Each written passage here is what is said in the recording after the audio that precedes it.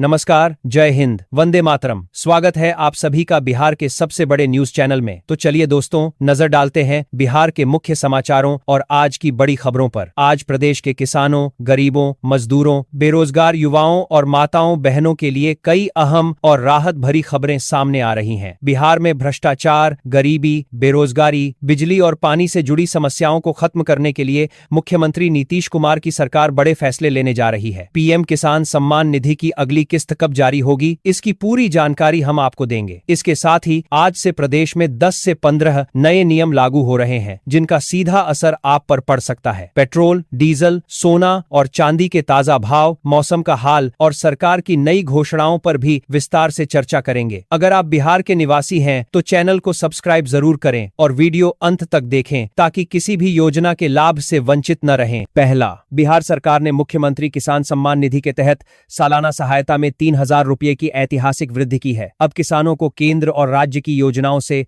कुल 9,000 रुपये वार्षिक मिलेंगे। छोटे किसानों को राहत देने के लिए बजट 2000 कैरेट से बजट को करार 26-27 में यह बड़ा फैसला लिया गया है, जिसके लिए आधार सीडिंग अनिवार्य है। खाद्य विभाग ने राशन कार्ड सूची को पारदर्शी बनाने के लिए आर्टिफिशियल इंटेलिजेंस अभियान शुरू किया है। आयकर भरने वाले और 2.5 एकड़ से अधिक जमीन वाले अपात्र लोगों के नाम सूची से हटाए जा रहे हैं। आधार डेटा के जरिए भूमि सुधार और आयकर रिकॉर्ड का मिलान किया जा रहा है ताकि केवल असली गरीबों को मुफ्त राशन मिल सके। बिहार के युवाओं के लिए खुशखबरी है कि राज्य सरकार चौथे चरण की शिक्षक नियुक्ति के तहत 44,000 नए पदों पर भर्ती करेगी। इसमें 9वीं से 12वीं कक्षा के लिए 25,000 और प्राथमिक स्तर के लिए 19,000 पद शामिल हैं। इस भर्ती से स्कूलों में शिक्षकों की कुल संख्या 6,40,000 हो जाएगी और शिक्षा स्तर सुधरेगा। मेधावी छात्रों के लिए राष्ट्रीय छात्रवृत्ति योजना के आवेदन को अब पूरी तरह डिजिटल कर दिया गया है। 65,000 सरकारी स्कूलों के प्रधानाध्यापक अब ई-शिक्षा कोष पोर्टल पर छात्रों का आवेदन अनिवार्य रूप से करेंगे। यह नई व्यवस्था ग्रामीण क्षेत्रों के उन मेधावी बच्चों के लिए बेहद लाभकारी होगी जिनके पास इंटरनेट की सुविधा उपलब्ध नहीं है। महिला सशक्तिकरण के लिए मिशन करोड़पति के तहत 1 करोड़ महिलाओं को लखपति दीदी बनाने का लक्ष्य रखा गया है। इसके अलावा 50 वर्ष से अधिक आयु के कलाकारों के लिए नई पेंशन योजना को कैबिनेट ने मंजूरी दी है। बुजुर्गों की पेंशन राशि को सीधे बैंक खातों में समय पर भेजने के लिए तकनीकी प्रणाली को और मजबूत किया गया है। पटना के सराफा बाजार में आज सोने की कीमतों में जोरदार उछाल आया है। 24 कैरेट सोने का भाव 1,59,968 रुपये प्रति 10 ग्राम पर पहुंच गया है। हालांकि चांदी कमोडिटी मार्केट में 6% गिरकर 2,50,000 रुपये प्रतिशत किलो तक आ गई है, लेकिन स्थानीय खुदरा बाजार में इसकी कीमतें अभी भी स्थिर हैं। वित्त मंत्री बिजेंद्र यादव ने विधानसभा में 3,47,589.76 करोड़ रुपए का अब तक का सबसे बड़ा बजट पेश किया है। यह पिछले साल से 30,000 करोड़ रुपए अधिक है। बजट में शिक्षा, स्वास्थ्य और रोजगार को सबसे ऊपर रखते हुए विकसित बिहार 2030 का नया रोडमैप तैयार किया गया है। मुख्यमंत्री नीतीश कुमार की अध्यक्षता में हुई कैबिनेट बैठक में 41 महत्वपूर्ण प्रस्तावों को मंजूरी दी गई है। सरकारी कर्मचारियों के सोशल मीडिया उपयोग पर कड़े प्रतिबंध लगाए गए हैं। साथ ही जमीन विवादों के निपटारे के लिए राजस्व विभाग में 101 नए पदों के सृजन का निर्णय लिया गया है, जिससे भूमि सुधार कार्यों में तेजी आएगी। एक से बीची तकनीकी निवेश को बढ़ावा देने के लिए कैबिनेट ने बिहार सेमीकंडक्टर पॉलिसी 2026 को लागू करने की स्वीकृति दी है। इस नीति के तहत चिप बनाने वाली वैश्विक कंपनियों को बिहार में प्लांट लगाने के लिए विशेष रियायतें दी जाएंगी। उद्योगों के विकास के लिए 1,700 करोड़ रुपए की अतिरिक्त वित्तीय सहायता को भी मंजूरी मिली है। राज्य की शिक्षा व्यवस्था को नई ऊंचाई देने के लिए सरकार ने हर प्रखंड में डिग्री कॉलेज खोलने का निर्देश दिया है। इसके लिए जुलाई 2026 तक की समय सीमा तय की गई है। सरकार का मुख्य उद्देश्य ग्रामीण छात्राओं को उच्च शिक्षा के लिए उनके घर के पास ही बेहतर विकल्प उपलब्ध कराना है, ताकि पंजीकरण दर बढ़ सके। नई दिल्ली स्थित बिहार निवास के पुनर्विकास के लिए राज्य सरकार ने 1,48,000 करोड़ रुपए की प्रशासनिक स्वीकृति दी है। इसके साथ ही 17,000 अतिरिक्त पूर्व सैनिकों को सुरक्षा कार्यों के लिए अनुबंध पर नियुक्त करने का फैसला लिया गया है। यह कदम राज्य की कानून व्यवस्था को और अधिक मजबूत करने के लिए उठाया गया है। बुनियादी ढांचे को मजबूत करने के लिए बजट में 5 नए एक्सप्रेसवे बनाने की घोषणा की गई है। इसके लिए सड़कों और पुलों के निर्माण हेतु 63,455.84 करोड़ रुपए खर्च किए जाएंगे। ये आधुनिक सड़कें बिहार के दूरदराज के इलाकों को सीधे राजधानी पटना से जोड़ेंगी और निवेश के नए रास्ते खोलेंगी।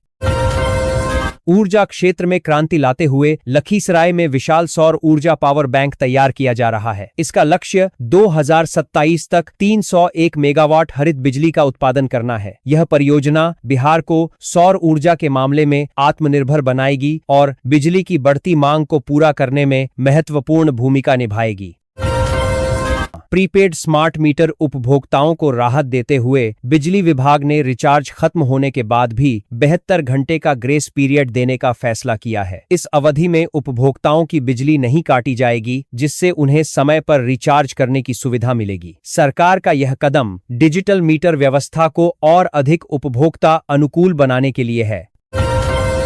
मौसम विभाग ने पछुआ हवाओं के कारण बिहार के 12 जिलों में घने कोहरे को लेकर येलो अलर्ट जारी किया है। भागलपुर और सबौर में न्यूनतम तापमान 9 डिग्री सेल्सियस तक गिर गया है, जिससे कनकनी बढ़ गई है। विभाग के अनुसार 6 फरवरी के बाद आसमान साफ होने और ठंड में थोड़ी कमी आने की संभावना जताई गई है। बिहार बोर्ड की इंटरमीडिएट परीक्षाओं में आज 5 फरवरी को भौतिकी और भूगोल जैसे मुख्य विषयों की परीक्षा आयोजित की जा रही है। राज्य के 1,523 केंद्रों पर 13 लाख से अधिक परीक्षार्थी शामिल हो रहे हैं। कदाचार रोकने के लिए सीसीटीवी से निगरानी और जूता मोजा पहनकर प्रवेश पर पाबंदी जैसे कड़े नियम लागू हैं।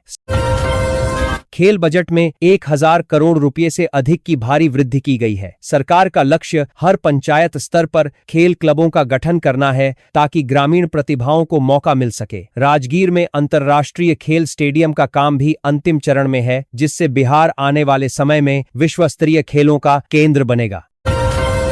बिहार पथ परिवहन निगम की सरकारी बसों में अब ट्रेनों की तरह लाइव ट्रैकिंग की सुविधा शुरू की जा रही है। यात्री मोबाइल ऐप के जरिए बस की सही लोकेशन और पहुंचने के समय की जानकारी ले सकेंगे। इसके साथ ही प्रदूषण कम करने के लिए प्रमुख शहरों में इलेक्ट्रिक बसों की संख्या को भी तेजी से बढ़ाया जा रहा है।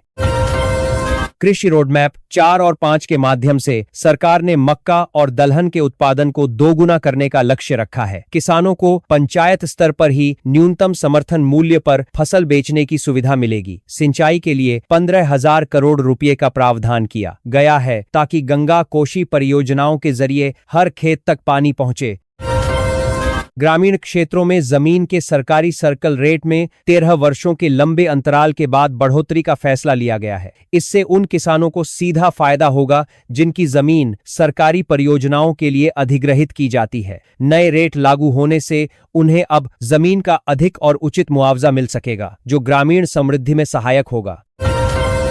पटना मेडिकल कॉलेज और अस्पताल को विश्व स्तरीय चिकित्सा केंद्र के रूप में विकसित करने के लिए मुख्यमंत्री ने चल रहे निर्माण कार्यों का स्वयं निरीक्षण किया और अधिकारियों को गुणवत्ता बनाए रखने के निर्देश दिए। पुनर्विकास के बाद अस्पताल में बिस्तरों की संख्या में बड़ी वृद्धि होगी और यहां अत्याधुनिक कैंसर व हृदय रोग उपचार की सुविधाएं एक ही छत के नीचे उपलब्ध होंगी। यह परियोजना पूरी होने के बाद न केवल बिहार बल्कि पड़ोसी राज्यों के मरीजों को भी सस्ती और बेहतर चिकित्सा सुविधा मिल सकेगी। बैंकिंग क्षेत्र में करियर बनाने के इच्छुक बिहार के युवाओं के लिए भारतीय स्टेट बैंक ने स्पेशलिस्ट ऑफिसर के पदों पर आवेदन करने की समय सीमा बढ़ा दी है, जिससे हजारों अभ्यर्थियों को राहत मिली है। राज्य सरकार भी निजी क्षेत्र में निवेश को बढ़ावा देने के लिए लगातार प्रयास कर रही है, ताकि आने वाले समय में 1 करोड़ रोजगार और नौकरियां उपलब्ध कराई जा सकें। औद्योगिक निवेश के लिए 50 लाख करोड़ आकर्षित करने का रोडमैप तैयार किया गया है, जो युवाओं के भविष्य को सुरक्षित करेगा। सांस्कृतिक विरासत को बढ़ावा देने के लिए लखीसराय में 3 दिवसीय राज्य युवा महोत्सव का भव्य आयोजन किया गया है, जिसमें संगीत, नृत्य और नाटक जैसी 19 विधाओं में राज्य भर के युवा कलाकार अपनी प्रतिभा का प्रदर्शन कर रहे हैं। यह महोत्सव राज्य के प्रतिभावान युवाओं को एक बड़ा मंच प्रदान करता है, जहां से चुनकर वे राष्ट्रीय स्तर की प्रतियोगिताओं में बिहार का प्रतिनिधित्व करेंगे। उत्कृष्ट प्रदर्शन करने वाले कलाकारों को प्रोत्साहित करने के लिए सरकार ने विशेष पुरस्कारों और फेलोशिप की घोषणा भी की है।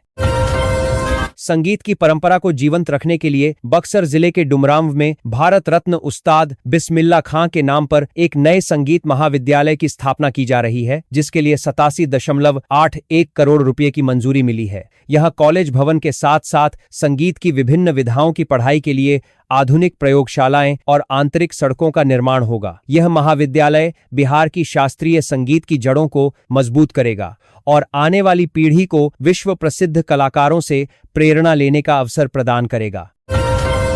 पर्यटन और वैज्ञानिक चेतना के विकास के लिए सरकार ने 3 जिलों में नए डिजिटल तारामंडल बनाने और एनआईटी पटना में एक आधुनिक इंक्यूबेशन सेंटर खोलने का निर्णय लिया है। साथ ही Bihar eco tourism development society के गठन को मंजूरी दी गई है, जो राज्य के प्राकृतिक स्थलों जैसे राजगीर और वाल्मीकि नगर में पर्यटन सुविधाओं का अंतर्राष्ट्रीय स्तर पर विस्तार करेगी। इन प्रयासों से न केवल राजस्व में वृद्धि होगी, बल्कि बिहार की छवि एक आधुनिक और प्रगतिशील राज्य के रूप में वैश्विक पटल पर और मजबूत होगी। देश को